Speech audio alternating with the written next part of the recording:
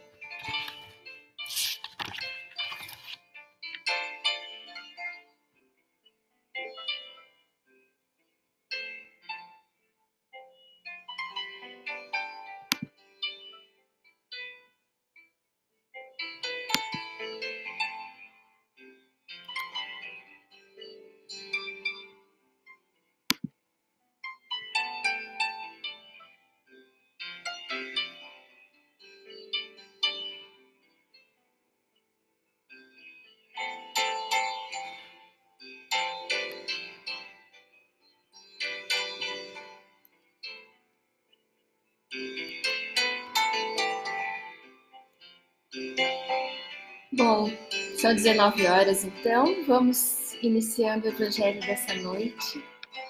Obrigada por estarem aqui comigo, aquecendo a nossa noite fria, aquecendo o coração, por estarmos juntos mais uma vez na oportunidade de refletir sobre o Evangelho e na companhia de amigos tão queridos. Muito obrigada por estarem comigo hoje. Nós vamos estudar do capítulo 24, Não pôr a candeia sob o alqueire, a coragem da fé. Então, hoje nós vamos falar sobre a coragem na prática da nossa fé. Para prepararmos o nosso pensamento, eu vou convidar todos para a nossa prece, para que nós possamos nos alinhar com os amigos espirituais que sempre nos fazem companhia nas noites de Evangelho, nas reflexões em torno de Jesus. Então vamos fechar os nossos olhos para que o nosso sentimento se amplie e possa alcançar as boas companhias espirituais que nos secundam.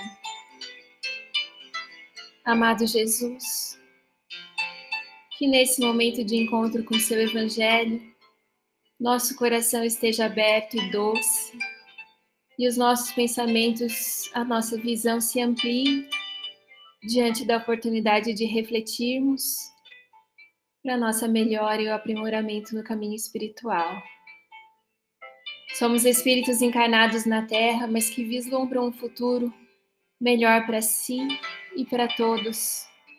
E rogamos que a espiritualidade amiga, os espíritos responsáveis pelo Lar Valmeca, possam nos fortalecer nesse intento.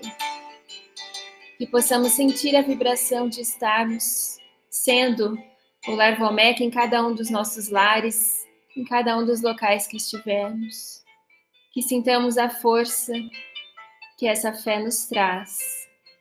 E a imensa gratidão, nossa imensa gratidão possa chegar aos espíritos que nos secundam e a Jesus, nosso Mestre Maior. Que assim seja, graças a Deus.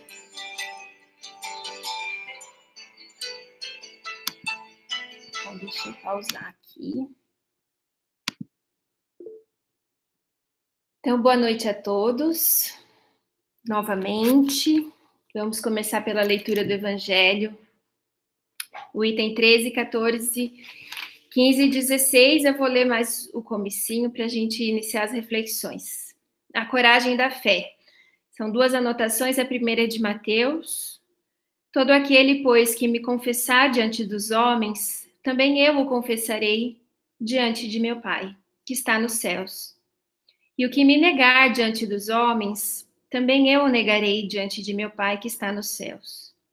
Mateus, capítulo 10, versículos 32 e 33. E de Lucas, porque se alguém se envergonhar de mim e das minhas palavras, também o Filho do Homem se envergonhará dele, quando viesse na sua majestade, e na de seu Pai e dos santos anjos. Aí os comentários de Kardec. A coragem das opiniões sempre mereceu a consideração dos homens, porque é prova de dignidade enfrentar os perigos, as perseguições, as discussões e até mesmo os simples sarcasmos aos quais sempre se expõe aquele que não teme confessar abertamente ideias que não são admitidas por todos. Nisto, como em tudo, o mérito está na razão das circunstâncias e dos resultados que podem advir.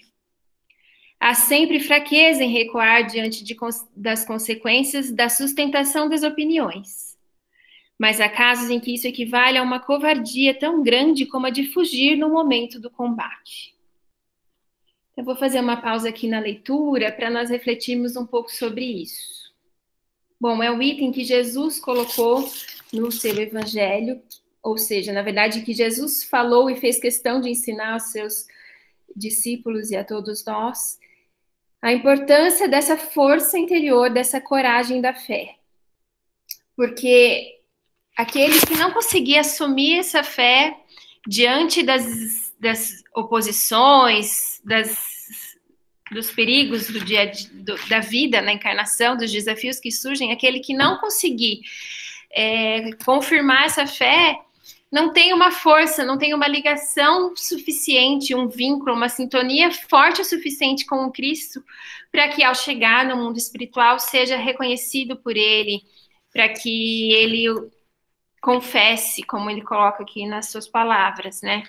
Então, aqueles que temerem confessar-se discípulos da verdade não são dignos de ser admitidos no reino da verdade, porque não possuem essa força, esse vínculo, essa sintonia com o Cristo, a ponto de acompanhá-lo em todas as situações, nas situações mais difíceis, nos maiores desafios, e até, portanto, no mundo espiritual.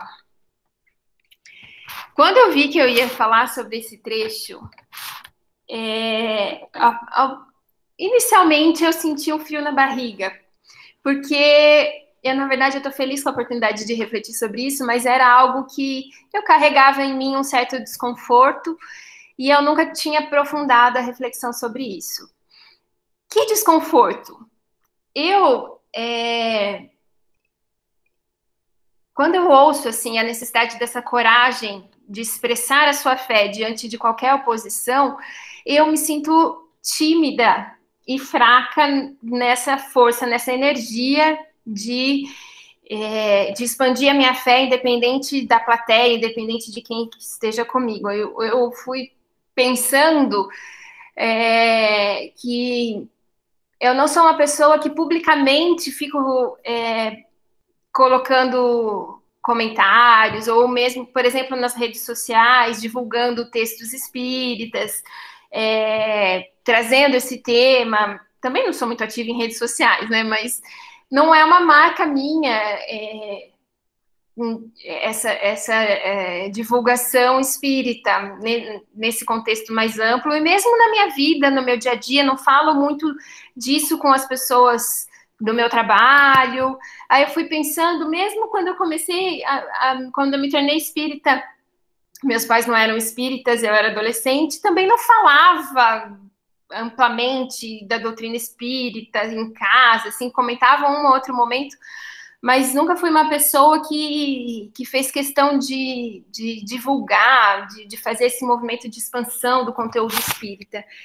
E quando eu li esses trechos do Evangelho, ou a missão do espírita, eu me sentia faltando com esse chamado que está constando do nosso Evangelho, esse chamado para essa ação mais positiva de se colocar como divulgador. E aí, a oportunidade desse evangelho me fez refletir em vários aspectos sobre isso. A primeira questão, será que falta coragem na minha fé? Então, será que eu tenho uma fé sem a coragem suficiente? Mas o que é coragem? A coragem é essa força de enfrentar o perigo, enfrentar o difícil, enfrentar a oposição. Isso é instintivo em algumas situações da nossa vida. Por exemplo, se meu filho está prestes a cair de algum lugar, ou se meu filho está se afogando numa piscina, eu vou me jogar na piscina por instinto para salvar meu filho. Então, essa força, essa coragem, ela vem instintivamente, mas ela é mais do que um instinto. Né? Então, se a gente pegar, por exemplo, o exemplo de um bombeiro, ele é uma pessoa treinada para ter uma consciência da situação, uma consciência do que é o certo, do que é o necessário, do que é a verdade. Então, a consciência de que a vida é mais importante do que o meu medo, do que os meus receios, do que o perigo que eu vou passar. Então, se tem um incêndio acontecendo, o bombeiro vai ultrapassar aquele fogo para salvar as vidas, porque ele está nessa condição com essa consciência ampla de que a verdade, de que a vida é o bem maior e que ele está lá para defendê-la, isso o impele, o fornece a força necessária da sua vontade para que ele ultrapasse os seus medos, ultrapasse os seus obstáculos íntimos para atender a essa verdade. Então, a coragem requer essa plena consciência do que é a verdade, do que é o certo a ser feito.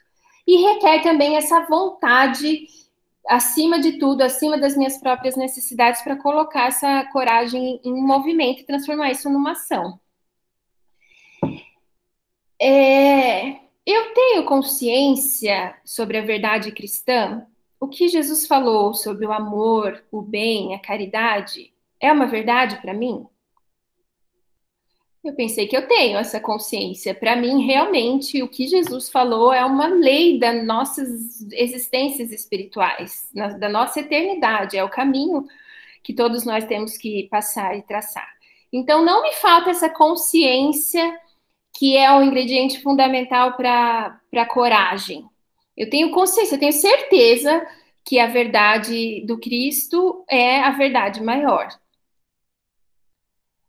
E a vontade, então? Eu acredito que, para mim, pregar as lições de Jesus escritas no Evangelho, pregar nas redes sociais, pregar na praça pública, falar do Evangelho escrito de Jesus, eu tenho a vontade de pregar isso publicamente, disseminar isso nos mais variados contextos. Não estou falando aqui dentro do contexto da Casa Espírita, aqui na nossa reunião de evangelho, né? Estou falando nos contextos mais variados e diversos da vida. Então, para mim, eu não me sinto impelida a isso, não me sinto impelida a estar divulgando em contextos variados em que as pessoas estão passando por ali e eu preciso falar da verdade para essas pessoas. Por que será que eu não acho que esse é o caminho? Eu voltei um pouco no capítulo Não Colocar a Candeia sob o Alqueire. O título do capítulo é que não se deve esconder a luz, né, que é a candeia, debaixo de um cesto, debaixo do alqueire, ou seja, não se deve esconder a luz e não disseminá-la, né, esconder a luz para si, impedir que os outros tenham acesso a essa verdade. Não se deve fazer isso. Mas Kardec coloca aqui que todos devem vê-la, todos devem ver essa luz.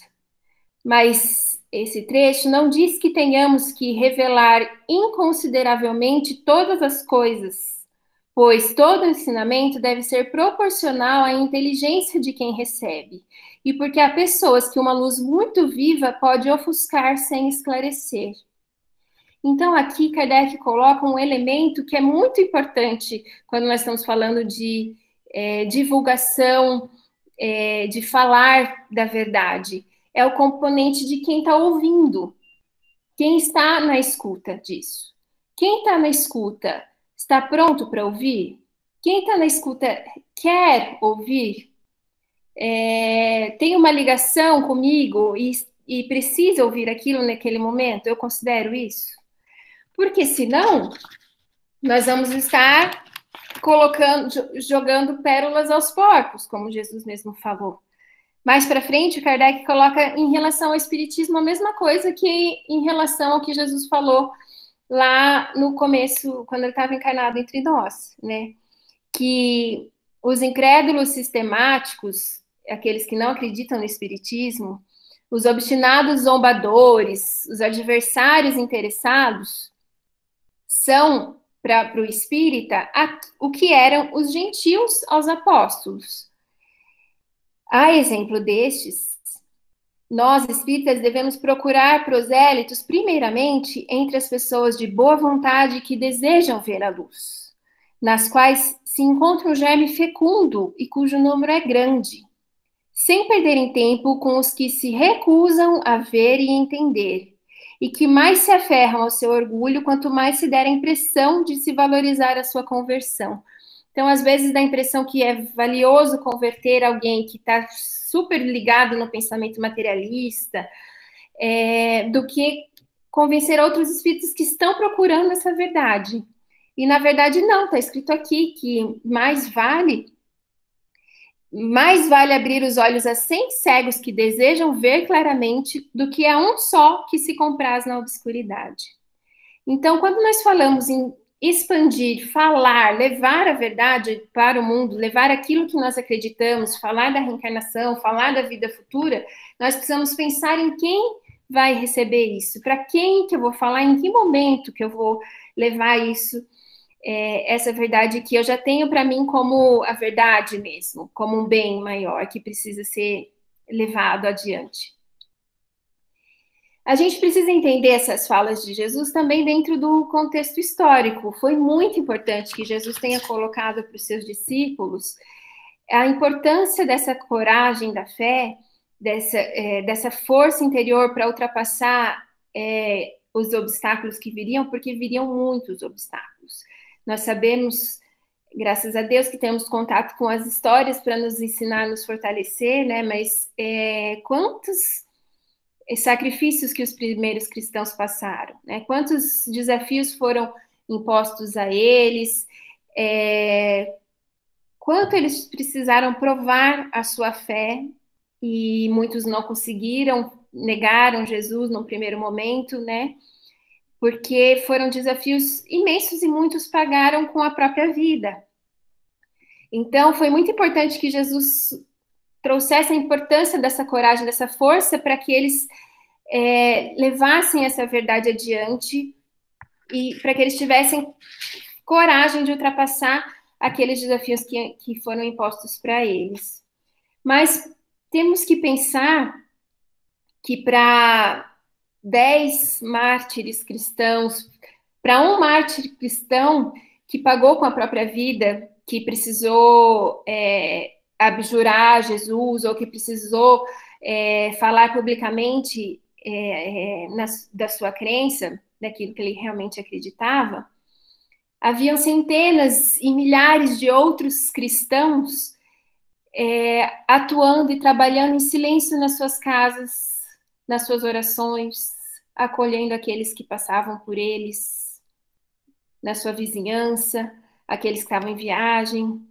Milhares se reuniam no escuro, no silêncio das catacumbas, fortalecendo a sua fé ali naquela intimidade, além do que foi o momento público de exposição da sua fé. Para um que expôs publicamente, que precisou até se transformar no mártir, centenas de outros estavam vivendo essa fé no silêncio dos seus contextos, das suas ambientações, dentro do seu lar, na sua família.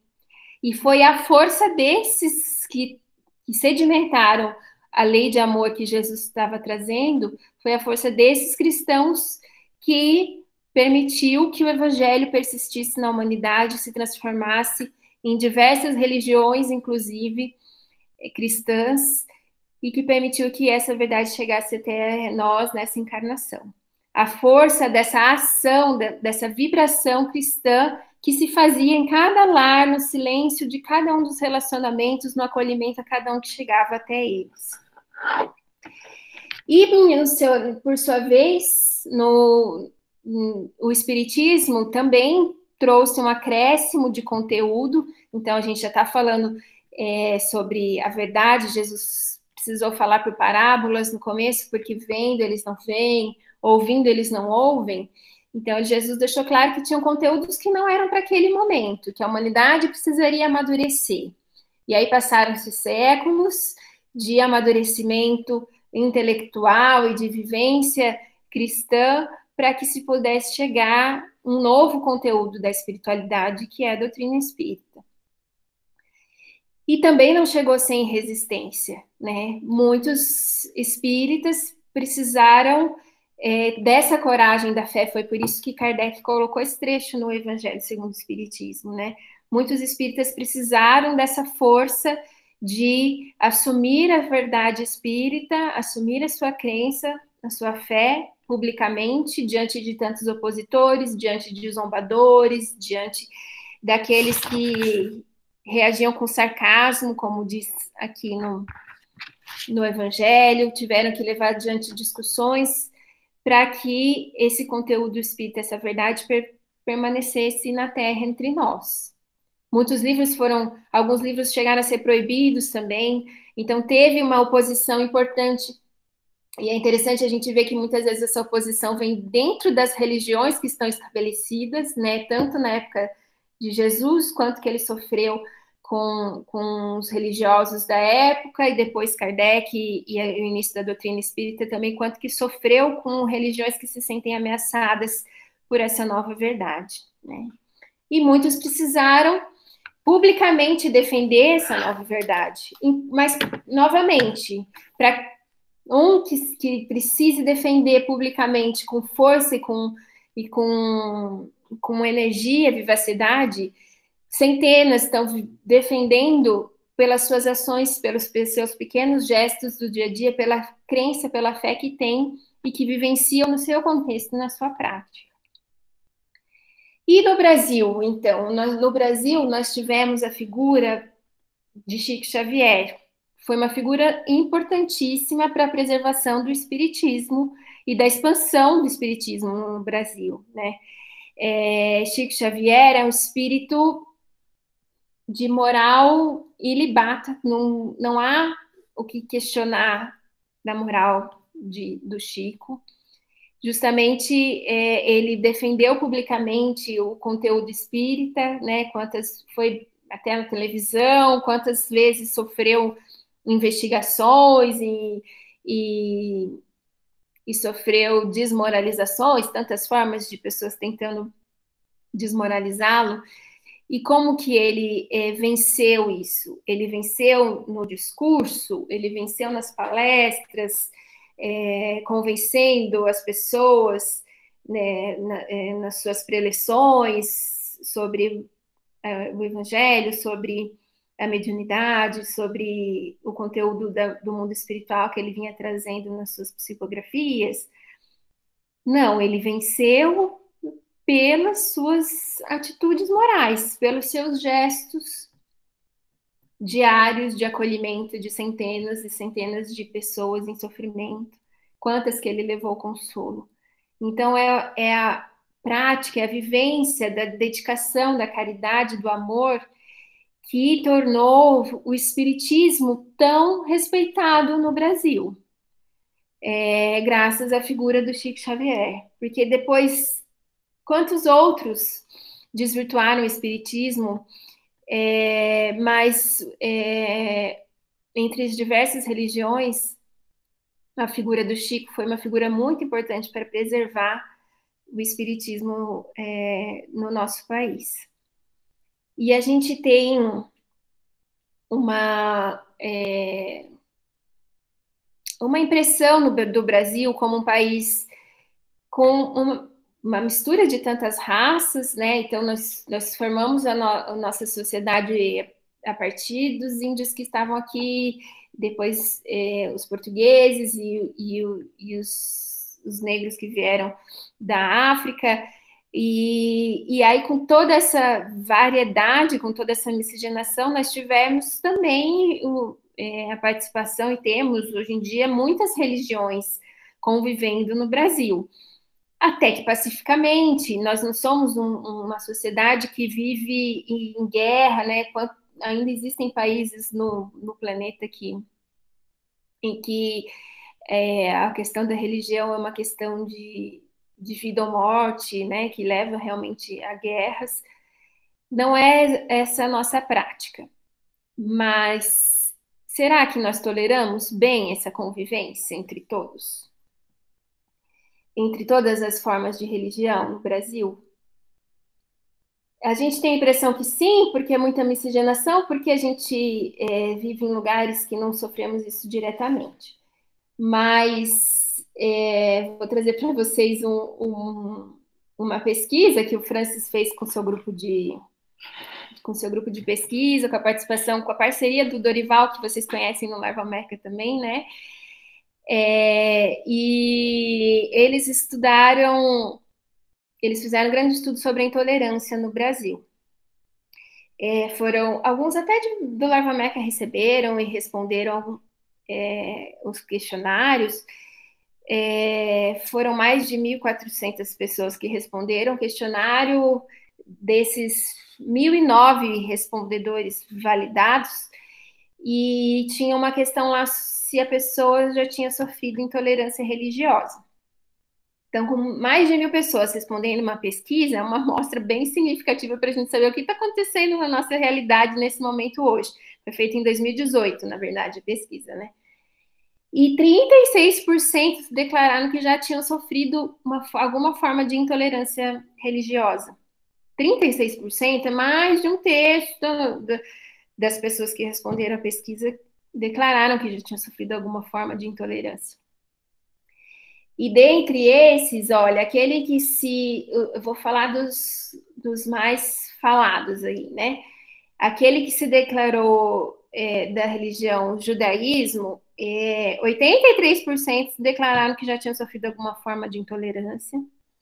Entre a religião islâmica, candomblé e umbanda, em torno de 70% a 75% das pessoas sofreram alguma forma de intolerância. 75% das pessoas de uma religião que é bem comum no nosso Brasil, são as religiões de matriz africana, né? Religião evangélica, 54% das pessoas. E o kardecismo, 40% das pessoas declararam que já sofreram intolerância.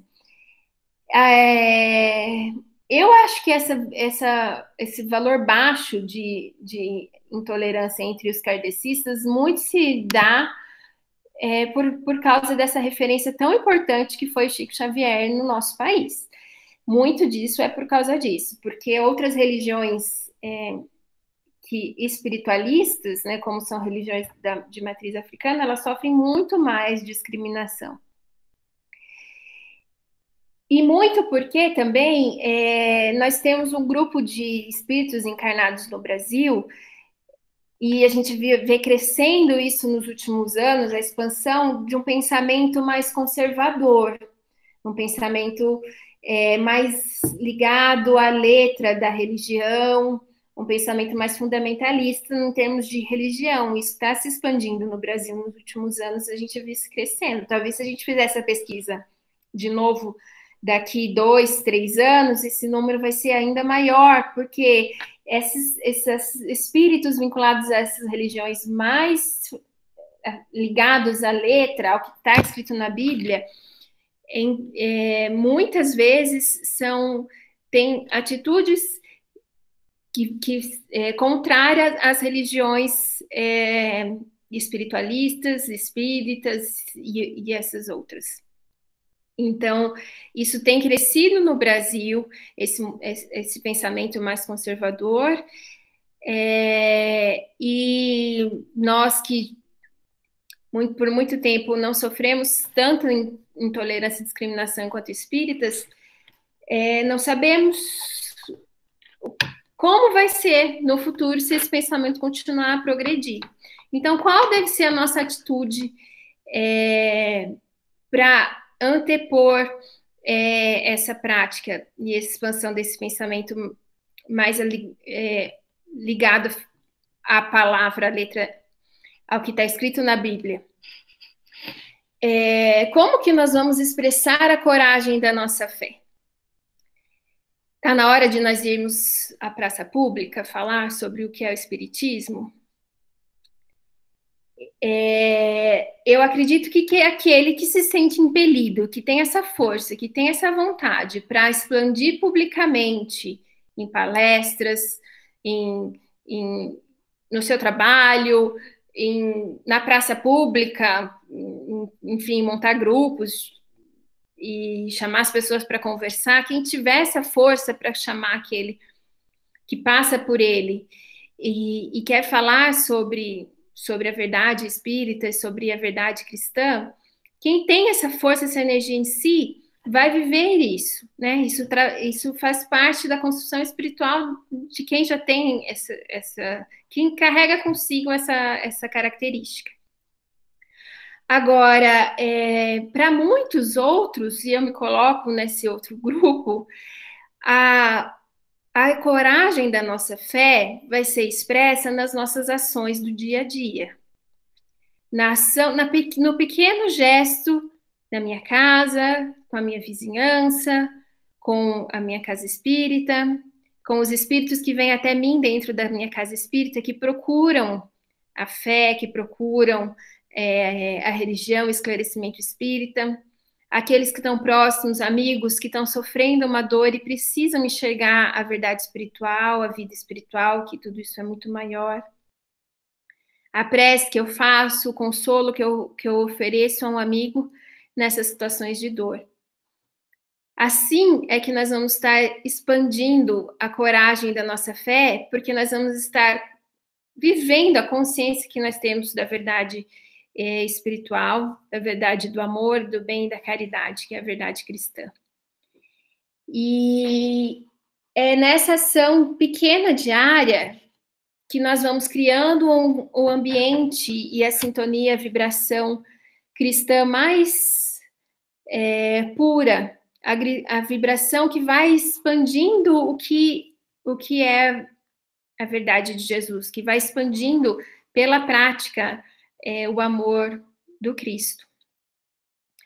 Porque pregar pela palavra, montar uma barraquinha na praça e chamar a todos e falar alto e gesticular e trazer e decorar salmos e a Bíblia do começo ao fim, isso atende um grupo de espíritos de uma certa forma, geralmente espíritos que vivem a religião de uma forma muito mais material, muito mais pragmática da religião. Uma vez eu li um texto, a gente estava vendo em Francis, um texto que falava do papel importante da religião evangélica dentro dos presídios. Porque é incontestável que é muito importante um espírito sair de uma escolha do crime para uma escolha religiosa. Então, é incontestável a importância de uma religião evangélica dentro de um presídio, que é um lugar que as pessoas estão se reabilitando dos erros que cometeram para a nossa sociedade, né? Mas como que eles conseguem ter uma influência tão grande com todos?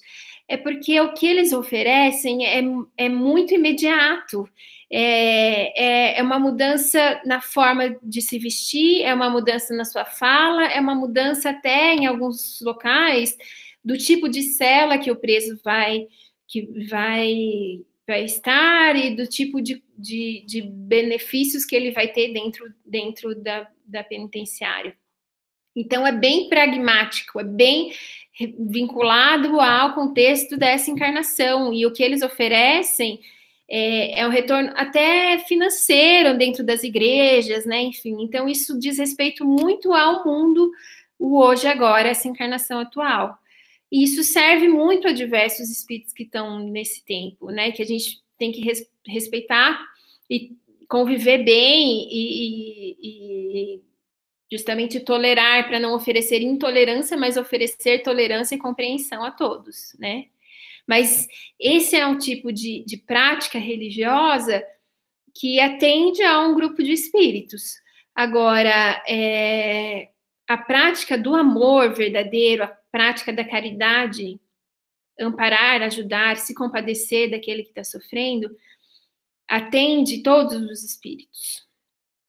Porque quando um espírito, seja encarnado ou desencarnado, está realmente em sofrimento, em dor, o pensamento dele vai recorrer àquele que lhe ofereceu amor, aquele que lhe ofereceu compaixão, compreensão, tolerância, caridade, aquele que realmente lhe fez um bem. O pensamento do espírito que precisa, que quer ver a luz, ele não vai atrás das palavras eloquentes, ele vai atrás da vibração e do amor. Então, não é só o tempo de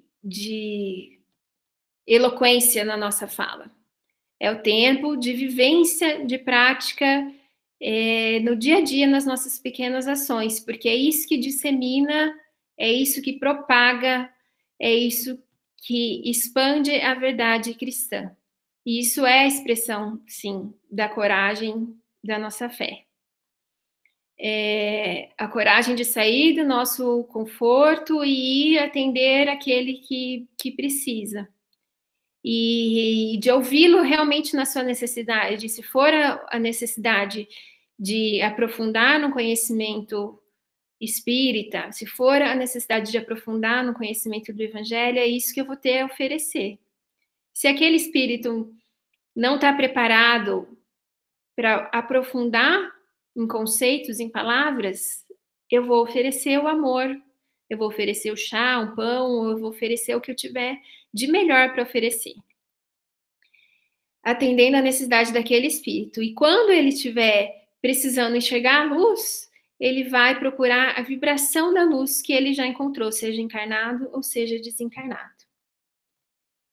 E assim nós vamos sendo reconhecidos até socialmente, respeitados socialmente, porque somos referência de uma religião que vivencia o amor. Então aquele é espírita, é uma pessoa do bem, né? Então assim que nós precisamos ser reconhecidos socialmente, não praticarmos por reconhecimento, mas o reconhecimento o respeito dentro da sociedade vai ser uma consequência disso, né? Enfim, a palavra que prega com violência, com uma energia que não atende, que não está enxergando aquele que está ouvindo, que não acolhe aquele que lhe ouve, é uma palavra rica de vaidade e de orgulho, né? Então, nós não precisamos nos preocupar com a palavra com essa forma, mas sim com os nossos gestos de amor no dia a dia. E aí, enfim, são esses pequenos gestos de acolhimento que são nosso maior ato de coragem da fé. Coragem porque implica numa consciência clara sobre o que é essa verdade. Eu tenho clareza, consciência sobre a verdade, e isso me dá uma força, uma coragem, uma energia, uma vontade de colocar esse conhecimento em ação e direcioná-lo através do trabalho do bem, de uma ação do bem. E vou encerrar a minha fala com uma colocação de Kardec, desse mesmo capítulo. Porque as ideias são como as sementes. Não podem germinar antes da estação própria, e a não ser em terreno preparado. Então, as ideias, o conteúdo, o conhecimento que nós temos, que nós consideremos como sementes, que nós precisamos distribuir. Elas não podem ficar secas, inertes, mas nós temos que ser esse semeador que prepara o terreno, como que nós vamos preparar o terreno para ouvir sobre o bem, sobre o amor, sobre Jesus, sobre a verdade da reencarnação, da vida espiritual? Nós vamos preparar sendo caridosos, sendo generosos, sendo solidários, sendo fraternos. E aí nós vamos atrair aqueles que estão se preparando para receber essa sementeira. Nós vamos atrair, nós já atraímos pela própria existência do Larvameca, né? A existência do Larvameca atrai, e é a oportunidade que nós temos de acolher esses espíritos e de oferecer a verdade que nós já acreditamos, que nós nos ligamos a Jesus, oferecer com muito amor, carinho e caridade, envolver as crianças para que eles também disseminem essas práticas de fraternidade que fazem tão bem para as nossas vidas, né? Que nos tornam tão felizes desde já a encarnação, né? E aí nós colheremos os que semeiam na terra, é como finaliza o item do Evangelho de hoje. Aqueles que semeiam na terra, o que colherão na vida espiritual, os frutos da sua coragem ou da sua fraqueza. Então, que nós não nos deixemos abater pela fraqueza, mas que multipliquemos essa coragem, essa fé que nós já podemos sentir. Eu queria saber de vocês o que vocês pensam sobre isso, como que anda a coragem da vivência da fé de vocês, se vocês quiserem falar, se alguém tiver vontade de participar ou de abrir o microfone. Se vocês concordam com o que eu falei, se vocês querem, se vocês têm uma outra reflexão, eu fico preocupada de ter enviesado para um ponto de vista e que, na verdade, nós deveríamos refletir de outra forma. Mas, por favor, me coloquem. Oi, Thaís. Oi, Gi. Eu achei importante tudo que você colocou e fico pensando a importância desse tema para nós hoje. Porque a coragem da fé, eu entendo por essa linha de ter coragem de renovar-se. Porque para perdoar uma ofensa, o próprio Evangelho nos diz, né? É preciso ter mais coragem em vencer a si mesmo do que ao próximo, né?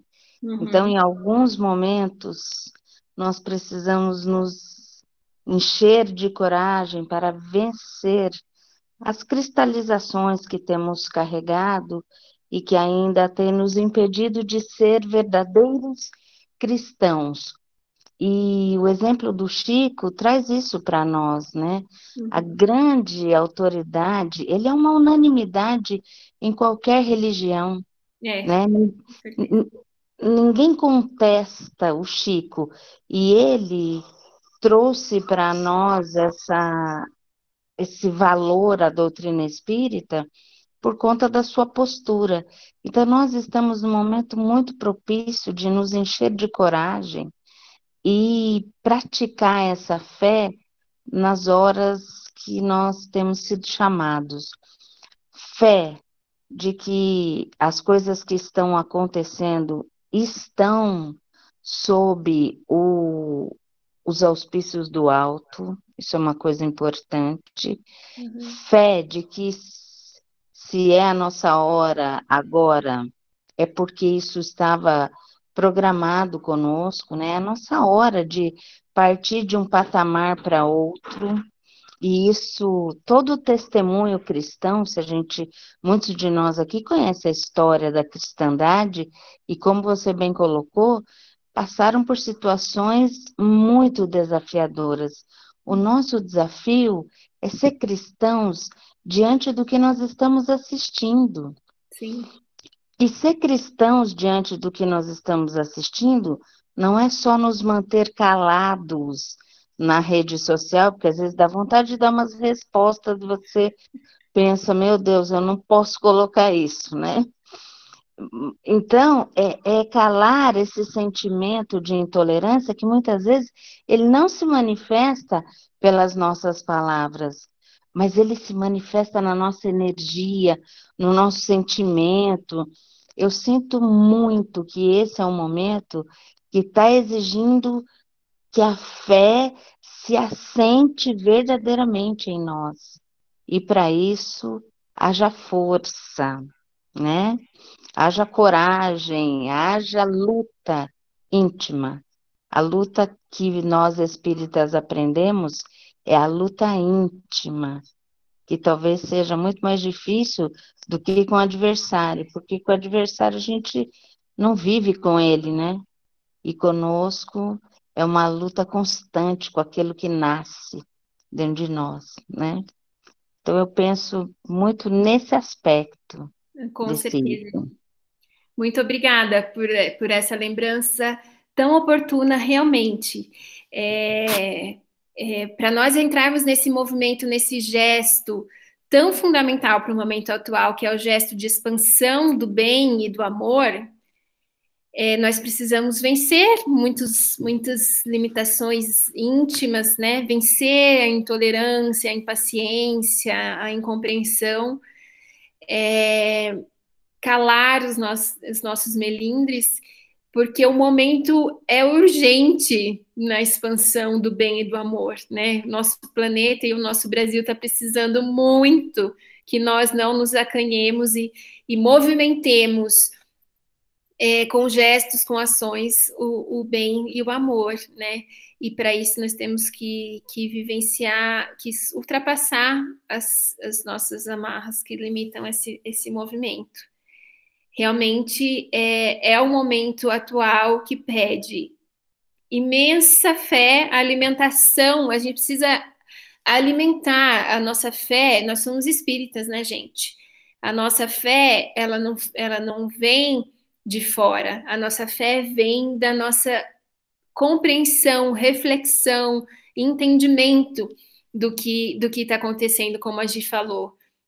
Nós temos recurso de conhecimento do Evangelho, dos Evangelhos com vocês, de todas as reflexões que já fizemos da evangelização de espíritos, nós temos recurso para entender que não estamos nesse momento encarnados na Terra por acaso, que o que está acontecendo nesses dias não é um acaso, por uma razão, né?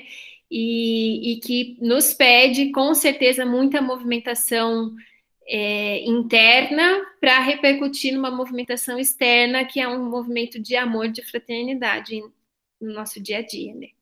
Muito obrigada, Gi, por essas colocações. Eu vou ler aqui uma colocação do Cássio. Adorei suas reflexões, obrigada. Os atos de caridade, compreensão e conforto ao próximo demonstram fé e compreensão nos ensinamentos de Jesus. Mudar nosso comportamento mental perante a vida e as dificuldades, confiando nos desígnios de Deus, demonstram nossa fé e confiança na nossa missão reencarnatória. Embora todos esses comportamentos não sejam fáceis, devemos nos esforçar para alcançá-los. Exatamente, olha, Sintonia, exatamente isso que nós estávamos falando, né? Os atos de caridade, os gestos de sair de si e ajudar o próximo, eles são a expressão da nossa ligação com Jesus, da nossa fé, da nossa ligação com Cristo. E muitas vezes não é fácil, mas movimentar-se expressa, como o Cássio falou, a nossa confiança nos desígnios de Deus e na nossa fé, né? Com certeza. As palavras, o Francis, as palavras e ações precisam ser coerentes entre si. A coerência é o alicerce da autoridade. Exemplos de referências religiosas provam isso. Jesus, Gandhi, Chico Xavier, etc. Com certeza, é isso que a Gi falou também, né? Essa coerência entre o que são as palavras e as ações, né? O conteúdo que eu também trouxe no evangelho passado, a importância de nós unirmos o que nós acreditamos com o que nós fazemos, né? E daí advém a autoridade. A autoridade que, no caso de Jesus, Gandhi, Chico Xavier, eram espíritos que tinham compromisso de destaque no contexto da sociedade, né? A nossa autoridade não vai nos conduzir a essa situação necessariamente de destaque no grupo social, mas vai nos conduzir a uma situação de possibilitar atingir um número maior de espíritos pela nossa vibração alinhada com o bem e com o amor, né? Aqui, Elaine, eu tenho vivenciado lá no Paulistano, porque explicar para as pessoas por que lá está a sede da entrega das marmitas e mostrar que o lar é uma casa que acredita em Deus. Então, o paulistano é bem esse ambiente, esse contexto que nós temos de vivência, de expansão disso que nós acreditamos, né? Que deve ser cultivado, cuidado com muito carinho mesmo, porque isso vai tocando aqueles espíritos para o momento que eles estiverem preparados para absorver cada vez mais as verdades, o amor e a prática cristã, né? Que Jesus está conosco e temos recebido muitas pessoas de outras religiões. Então, isso nunca pode ser jamais um empecilho, um impedimento, né? As pessoas têm que sentir que elas entram num lugar em que vive-se Jesus, né? Independente do nome da religião onde elas estão. Eliana, gratidão, postura de acordo com os ensinamentos de Jesus, pede a coragem de olhar para o que pensamos e sentimos e buscarmos na fé a força necessária. Com certeza, Eliana. Como a gente falou, se nós não conhecermos, né, se nós não conhecermos o que pensamos e o que sentimos, nós não temos como ultrapassar as nossas dificuldades, nossos melindres, e irmos adiante para praticarmos essa fé necessária. A minha irmãzinha está lembrando que a nossa mãe é o exemplo da coragem da fé e nos inspira sempre a verdade, amor e a caridade. É verdade. Obrigada, irmã. Obrigada, mãe, por vocês serem exemplo na minha vida também. Muita, muita coragem, muita fé. Alguém quer colocar mais alguma coisa? Oi, Thaís, boa noite. Oi, Tense. Boa noite. Tudo bem? Tudo, graças a Deus. Obrigado pelas suas palavras. Thaís, eu penso que esse texto aí você colocou muito bem. Essa divulgação da verdade, né, ela depende da nossa postura íntima, como você bem colocou, que fala a palavra, né, fala menos que os exemplos, né? Como a Priscila colocou, né, um bom exemplo, né, sempre vai trazer para a gente muito mais referência, né, do que as palavras, como você disse, né? Mas eu fico pensando que essa coisa da gente ficar meio constrangido, de não ficar anunciando aos quatro ventos que somos espíritas, é uma questão que todos nós passamos, né? Por quê? Se você for pensar historicamente, como você falou, no início do século passado, o encontro espírita, a casa espírita, não era permitida pela lei social. Muitos espíritas tiveram que ser presos, inclusive, para poder ter a sua referência de fé. E até hoje a gente sofre, como você colocou, bastante zombaria, incredulidade, né? Muita gozação por a gente acreditar na vida espiritual, na comunicação dos espíritos, coisas desse tipo, né? Então eu fico pensando que essa questão da omissão, que muitas vezes a gente fica meio que culpado, né, de não estar mais assim assertivo, depende de vários fatores. Primeiro, do próprio compromisso do espírito, né? Como você bem pontuou, Chico Xavier tinha um compromisso fantástico, grandioso, na implantação, na divulgação do espiritismo no Brasil, né? Muitos de nós outros, claro, temos objetivos existenciais diferenciados, mas eu creio que a omissão, no nosso caso, seria, num determinado momento, quando alguém precisa de nossa ajuda, de um esclarecimento espiritual, a gente se omitir. Aí sim eu acho que a coisa pega, né? Quando alguém está com algum problema, tem alguma dificuldade, você colocar sobre a vida imortal, sobre a lei de causa e efeito, sobre as reencarnações, pode ajudar muito aquela pessoa a entender o seu problema naquele momento. E aí sim, né, a palavra tem seu poder. Então, é uma questão de discernimento, né, de bom senso. Quando? Como? Com quem? Quando a gente deve falar? Então, acho que isso dá uma pacificada na nossa cabeça. Pode tirar esse seu constrangimento que você colocou de início, porque é muito particular, né, inclusive, né, de cada um de nós. Tá bom? Sim, Beijo, fica com Deus. obrigada, Deise. Foi exatamente essa conclusão que eu cheguei, assim, o quanto é importante a gente olhar para quem está nos ouvindo, né? E Não, o nosso gesto de expandir a verdade assim, ele deve chegar naquele que tem o terreno fértil. Se a pessoa está ali mostrando que ela precisa disso, a gente não pode se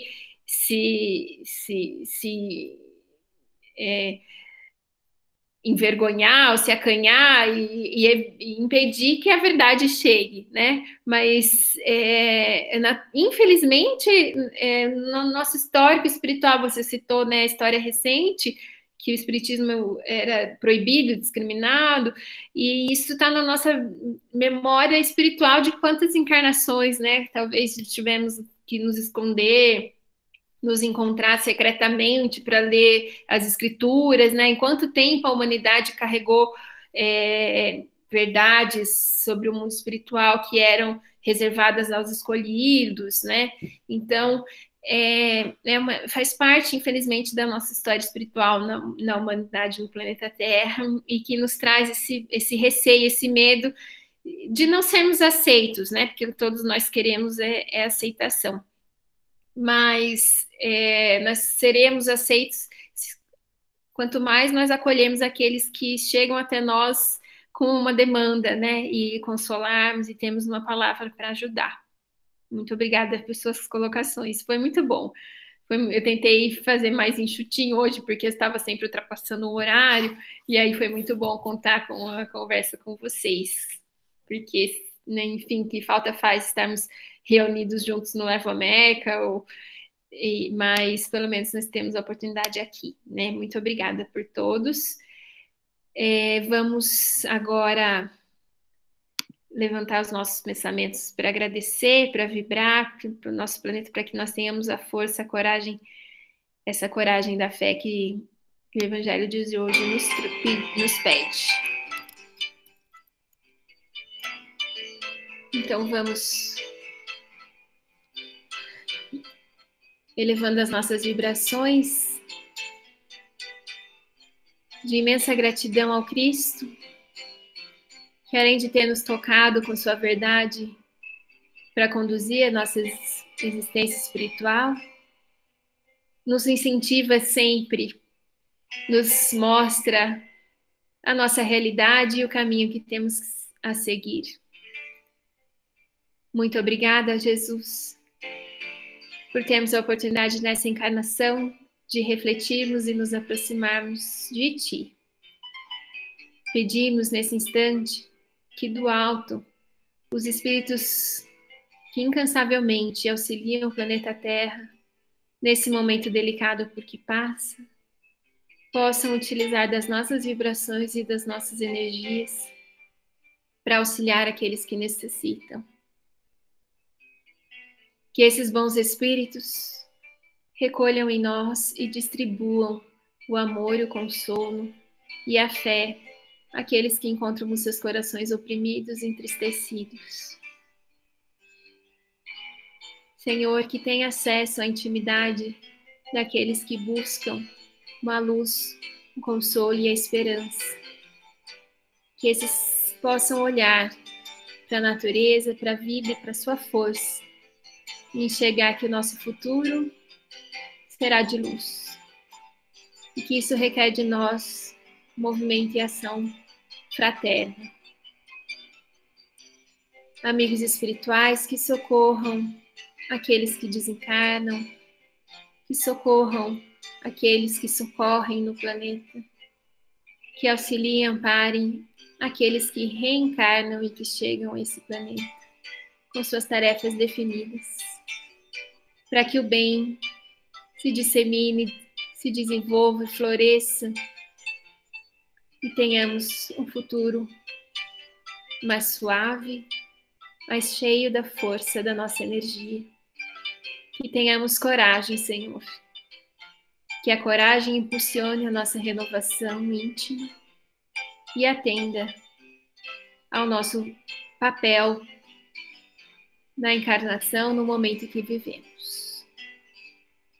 Muito obrigada. Abençoe o Levamec e cada um daqueles que ali se encontram vinculados. Que assim seja, graças a Deus.